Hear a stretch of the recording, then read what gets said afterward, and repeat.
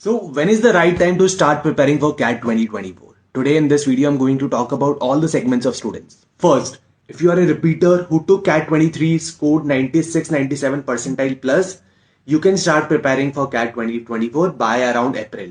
And your preparation should heavily be on mocks and less on the practice and theory part. Second, if you are a repeater who scored less than 90 percentile, or if you're taking CAT for the very first time, I would strongly suggest to start your preparation ASAP. At max, you should be starting your preparation by February end.